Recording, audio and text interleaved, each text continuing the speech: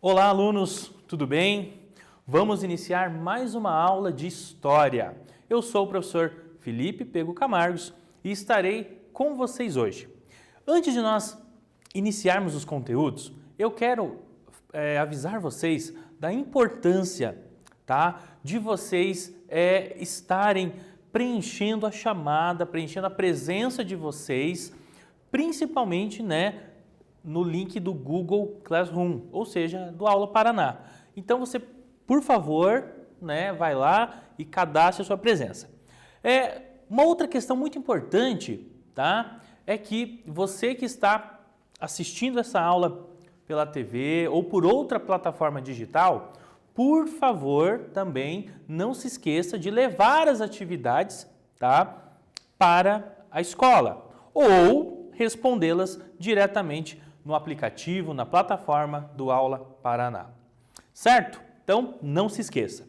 Agora sim, vamos falar hoje sobre a aula 37, que tem por tema o Rebeliões na América Portuguesa, Conjura Mineira, ou em alguns livros também, Conjuração Mineira, correto? E eu quero passar para vocês agora, basicamente, os objetivos, qual é a nossa intenção com essa aula de hoje. Então, vamos ler aqui? Explicar e problematizar os movimentos e as rebeliões da América Portuguesa, articulando as temáticas locais e suas interfaces com processos ocorridos na Europa e nas Américas. Esse primeiro objetivo, o que ele significa? Ele basicamente é o fato de que a história ela está conectada com vários outros fatos. Então, um fato histórico como esse está interligado não somente com uma realidade, mas com outras. Nós vamos aprender, inclusive, que a Conjuração Mineira ela teve uma grande influência de movimentos que aconteceram na Europa, por exemplo, o Iluminismo. Então, é isso que esse objetivo está nos dizendo. E o outro objetivo, identificar os motivos, as ações e consequências do movimento Conjura Mineira. Gente, quero falar com vocês aqui, basicamente, de forma até mesmo simples, o que seria uma conjuração, o que seria uma conjura? É um movimento de pessoas que não estão concordando com um governo estabelecido, E esse movimento de pessoas, esse grupo de pessoas, decide então dar uma forma de se separar, de se rebelar, de ir contra esse governo estabelecido, E a gente precisa lembrar aqui agora, vamos relembrar das nossas últimas aulas, Nós falamos sobre algumas revoltas, falamos sobre as revoltas de Beckman, falamos sobre a revolta de Vila Rica, e a gente já podia perceber que os colonos, eles estavam insatisfeitos com algumas posturas da metrópole da coroa portuguesa. Então, o que acontece? Já havia sido construído um clima de insatisfação. E nós vamos aprofundar agora uma revolta, uma conjuração, certo? Que, de fato, planejou uma separação em relação a Portugal. Vamos lá. Pergunto para você, você já viu essa bandeira aqui ao lado? Vamos lá, vou dar uma dica, ela pertence a um estado brasileiro. Qual estado brasileiro você imagina que, ou você sabe que essa bandeira aqui representa? E consegue entender o que significa a frase da bandeira? Então, a frase aqui dessa bandeira é libertas quais será também. Consegue ter uma noção do que significa?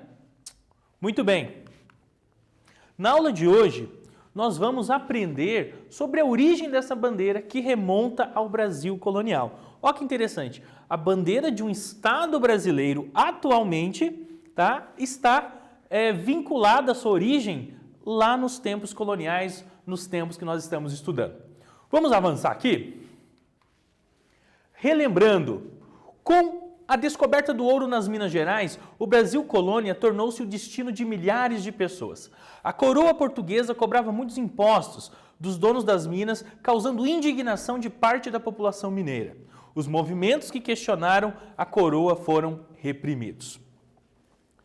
Então, conforme nós já até mesmo comentamos, em algumas revoltas nós tivemos líderes condenados à forca, nós tivemos movimentos com líderes presos.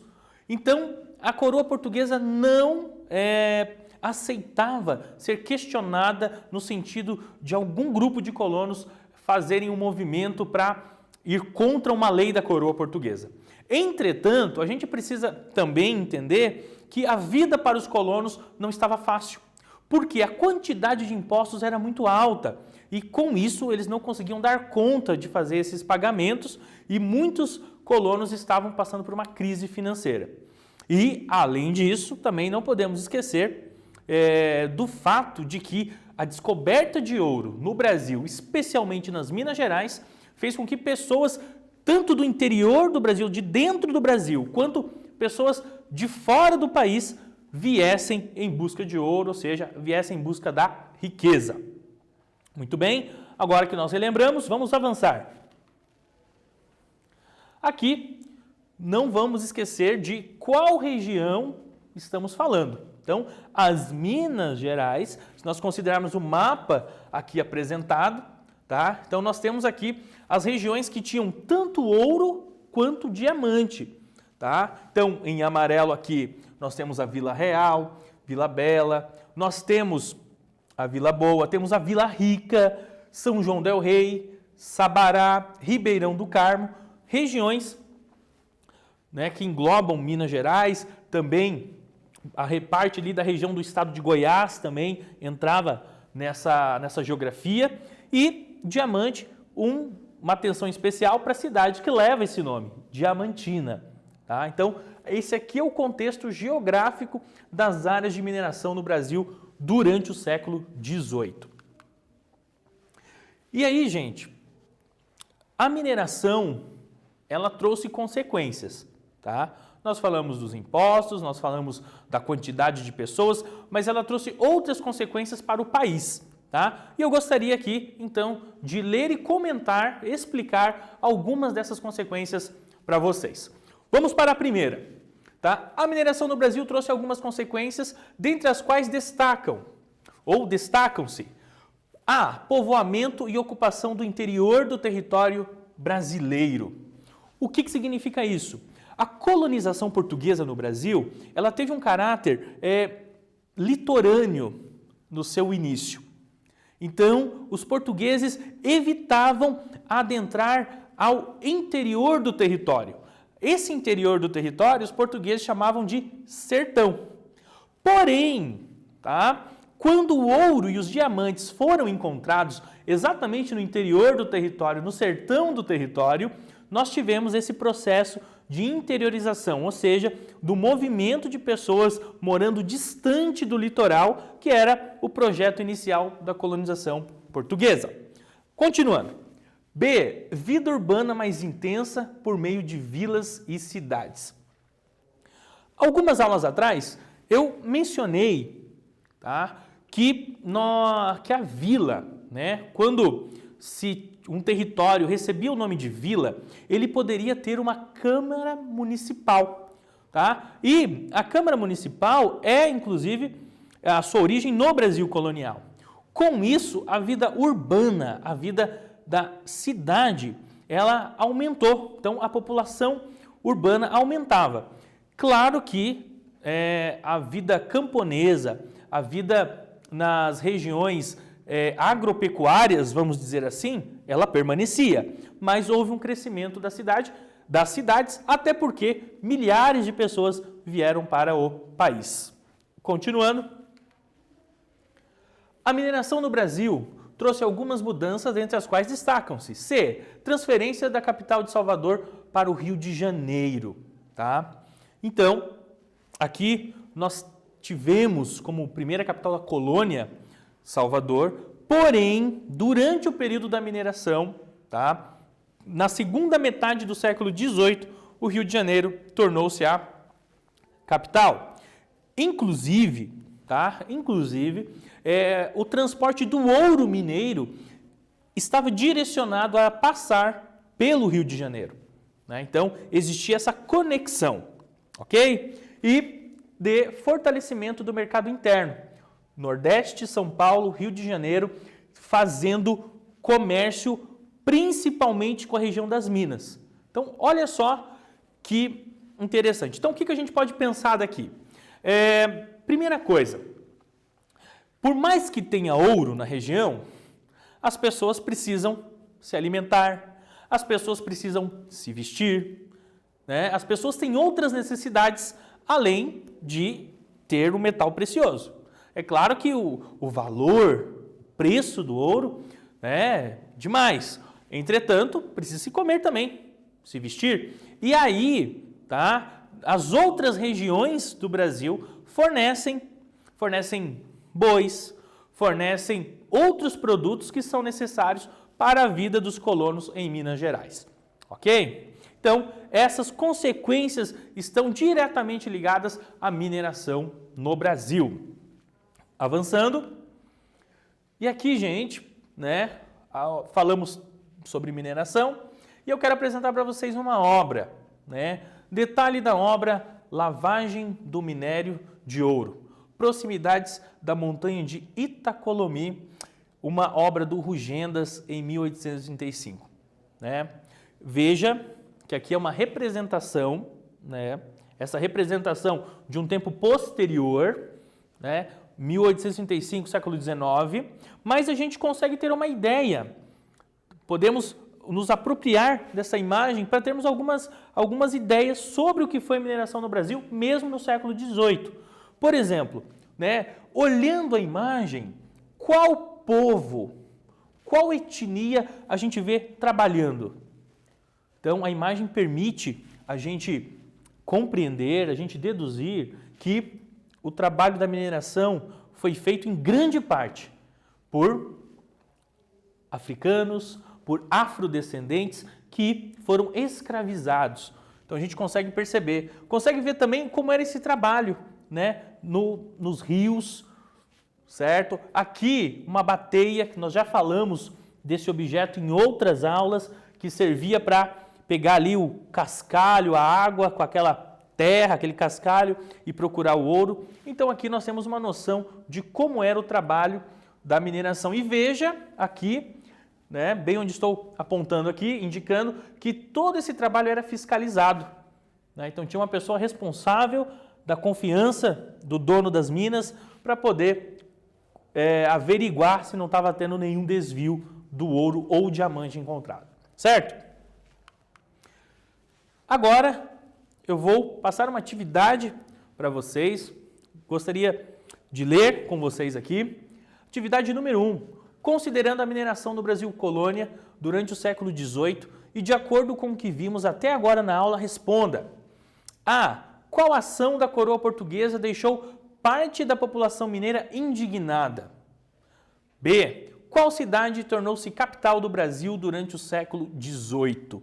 Tá? Então, essas questões vocês terão alguns minutos para resolver e nós daqui a pouco retornamos para verificar as respostas corretas. Até logo!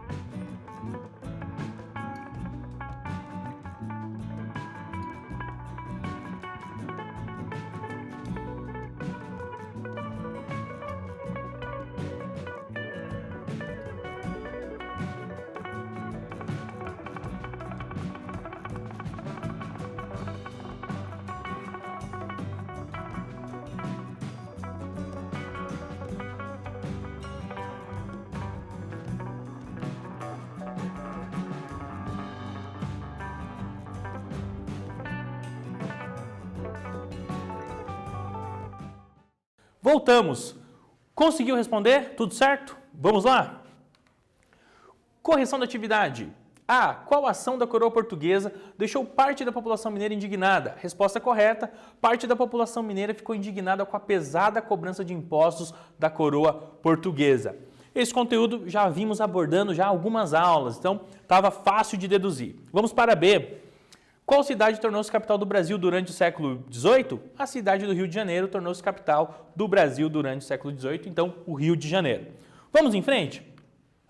Então, aqui, gente, eu quero que vocês analisem esse gráfico aqui, tá? Então, olha aqui. Perceba, o que eu quero chamar a atenção para vocês, para o auge, tá? Do período da retirada de ouro, da produção de ouro. Esse auge vai acontecer entre 1736 e 1740. Desde então, vocês vão perceber que lentamente, tá, a produção do ouro vai diminuindo. E eu quero chamar uma outra atenção para cá, olha, para 1781, para 1786, quando continua caindo a produção, a retirada do ouro, certo? Então, vamos olhar o auge, aqui, 1740, e um processo de decadência, de declínio da produção do ouro, 1786, 1791, vamos focar aqui em 1786. Por quê? Vamos avançar. A Conjuração Mineira aconteceu em 1789. A gente acabou de analisar o gráfico, então, o que nós podemos dizer? A Conjuração Mineira, ela vai acontecer num período em que a produção de ouro está se esgotando. E aí, vamos ler aqui? Na segunda metade do século XVIII, o ouro das Minas Gerais começou a se esgotar. Todavia, a coroa portuguesa continuava cobrando pesados impostos. Vamos ler mais um pouco. Em julho de 1788, assumiu como governador das Minas Gerais Visconde de Barbacena. Decretou a derrama, cobrança forçada de impostos. O que foi isso? Tá? Mesmo a produção aurífera diminuindo, o novo representante português, Visconde de Barbacena, ele está exigindo que os impostos atrasados sejam pagos em dia. E o que era a derrama? Era a cobrança forçada desses impostos, ou seja, soldados poderiam adentrar as casas das pessoas e tomar bens dessas pessoas. Então, por exemplo, eu devo 100 quilos de ouro para a coroa, sou um minerador e devo essa quantidade, mas eu não tenho esse ouro, está em esgotamento. Então, na derrama, soldados portugueses, também chamados de dragões, poderiam entrar na minha casa e pegar objetos para tentar compensar essa minha dívida, ok? Avançando, os colonos mineradores não tinham como pagar os impostos pelo esgotamento do ouro. Todavia, a coroa portuguesa acusava os mineradores de desviarem o minério. Em outras palavras, Portugal vai dizer o seguinte, olha, vocês devem, me paguem, e vocês não estão me pagando, não é pelo esgotamento do ouro, não. Vocês não estão me pagando porque vocês estão roubando, estão desviando. Vamos lá? Chegamos agora à atividade número 2. Diante dessas explicações, eu quero que você responda em relação aos impostos sobre os colonos mineradores. O que alegavam os colonos? Tá? Então, o que os exploradores de ouro, os produtores, vamos dizer assim, falavam sobre essa situação? E B, o que afirmava, o que alegava a coroa portuguesa? Qual era a versão de cada um dos lados? Vocês vão ter alguns minutinhos para responder, a gente já volta a conversar. Até logo!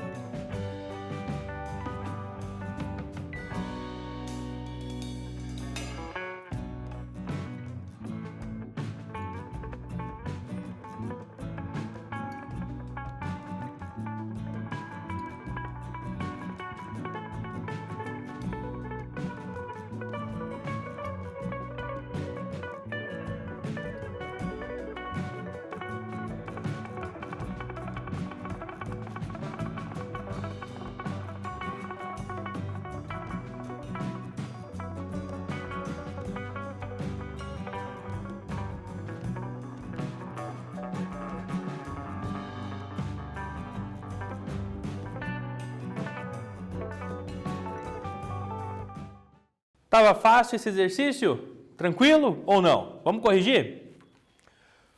O que alegava os colonos? Os mineradores alegavam que não tinham como pagar os impostos, pois o ouro estava se esgotando. Tranquilo, né? Já explicamos sobre isso. E a B, a coroa portuguesa, afirmava que os impostos não estavam sendo pagos pelo desvio do ouro. Em rápidas palavras, um jogava a culpa no outro. Vamos avançar.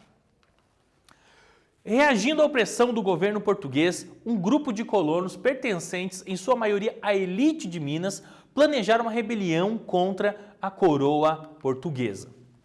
Então, a elite mineira, então o que seria a elite? A elite é aquele grupo de pessoas que tem maior riqueza, maior conhecimento, maior instrução, e esse grupo geralmente tinham a administração das minas. Era esse grupo que geralmente estava o quê? Explorando o ouro, direta ou indiretamente. Então, o que vai acontecer? Esse grupo fala, olha, do jeito que está, não vai dar certo, Portugal está explorando, os impostos estão pesados, e aí esse grupo então se reúne. Porém, eles começam a se reunir de maneira secreta. Por que de maneira secreta? Exatamente por conta de que era proibido, a coroa não aceitava opiniões contrárias às suas leis. Então esse grupo decide falar assim, não, vamos nos reunir de maneira secreta para que ninguém da coroa portuguesa saiba e vamos mudar a situação em que a gente está vivendo, tá? E aqui, gente, entre os membros do movimento estavam Tomás de Aquino Gonzaga, que era um juiz de Vila Rica, Cláudio Manuel da Costa, advogado, Oliveira Rolim, padre e chefe político do Arraial do Tijuco, Joaquim Silvério dos Reis, contratador, Carlos Correia de Toledo, dono de minas e fazendeiro. Aqui vocês conseguem perceber, pela profissão, por aquilo que essas pessoas faziam, que realmente eram pessoas que influenciavam outras pessoas.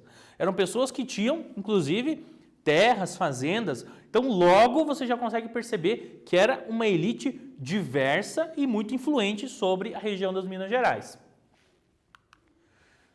E nós temos um outro personagem também que nós vamos destacar aqui e mais para frente vocês vão entender que foi o Joaquim José da Silva Xavier. Joaquim José da Silva Xavier, que foi militar, tropeiro e também garimpeiro e além desse currículo todo, tinha um apelido Tiradentes porque era um dentista prático, tá? Então nós temos aqui a imagem de Tiradentes. Tiradentes que na época desse movimento, ele tinha a profissão de alferes, ou seja, um militar de uma graduação inclusive, tá? E Tiradentes está aqui representado como um militar, como um alferes, certo? E daqui a pouquinho a gente vai aprofundar mais sobre Tiradentes. Os conjurados mineiros pretendiam separar a região das Minas Gerais fundando uma república, sediar a capital em São João del Rei, criação de uma universidade em Vila Rica e criação de uma Casa da Moeda. Aqui nós temos então uma característica principal desse movimento, que é romper com Portugal. Esse rompimento com Portugal se dá criando uma república. A palavra república significa coisa do povo, ou seja, numa república, os cidadãos, o povo, escolhe seus representantes. O Brasil, por exemplo, é uma república, e os cidadãos brasileiros votam nos seus políticos. E o movimento, a Conjuração Mineira, queria esse objetivo. Além disso, também uma universidade, uma questão educacional e ter uma Casa da Moeda, ou seja, gerenciar as próprias riquezas. Ok? Então, esses foram os principais objetivos dos conjurados. Lembra que nós começamos a aula fazendo uma pergunta sobre uma bandeira de um estado do Brasil? Pois é, a bandeira dos conjurados, tá? Ela teve em seu início, o que hoje, nós falamos de libertas quais será também, ou seja, ela tinha essa inscrição. Tá? E aqui, o que significa isso? Liberdade ainda que tardia, tá? E já vamos responder aqui a pergunta, Atualmente, essa é a bandeira do estado das Minas Gerais. Acredito que alguns durante a aula já foram percebendo isso, ok? Então, a bandeira original do movimento era um pouco diferente dessa, mas a inscrição é a mesma, era a mesma, ok? Liberdade, ainda que tardia, é a tradução. Chegamos à atividade 3, tá? Nessa atividade 3, eu peço para que vocês, considerando o grupo dos conjurados mineiros, respondam as seguintes questões. Pertenciam a qual grupo social? B. Qual era o objetivo político dos colonos em relação a Portugal?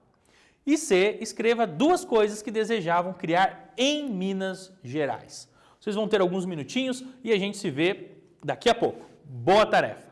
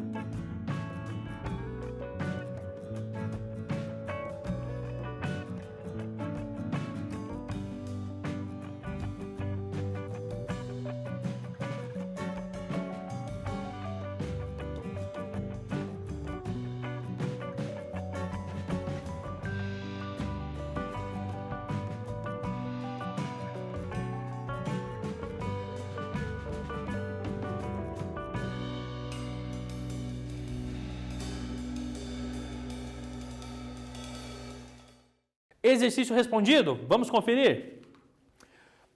Vamos lá. Pertenciam a qual grupo social? A maioria pertencia à elite econômica e intelectual de Minas Gerais. B. Qual era o objetivo político dos colonos em relação a Portugal? Tinham como objetivo político se separar de Portugal e fundar uma república. E C. Duas coisas que desejavam fundar: Universidade e Casa da Moeda. Tranquilo? Acertou? Parabéns. Vamos em frente. Um ponto que os conjurados divergiam era quanto à escravidão, sendo a maioria favorável à permanência do sistema escravista, sendo fazendeiro e mineradores, e a minoria favorável à abolição. Então, dentro do movimento, não se tinha unanimidade. O que é isso? Nem todos pensavam exatamente igual. A ideia que todo mundo concordava, separar de Portugal. Mas sobre a escravidão, por exemplo, alguns padres eram favoráveis a abolir, os fazendeiros já precisavam do trabalho escravo, então era um movimento que teve suas divergências, suas diferenças. E agora a atividade 4, que diz assim: em qual aspecto os conjurados mineiros não concordavam em unanimidade? A. Em relação à criação de uma universidade. B. Quanto a fundar uma Casa da Moeda. Em relação à separação política de Portugal. Ou D. Sobre a abolição da escravidão. Essa tá fácil, hein? Então, vocês terão alguns minutos e a gente já retoma com a resposta, com a alternativa correta.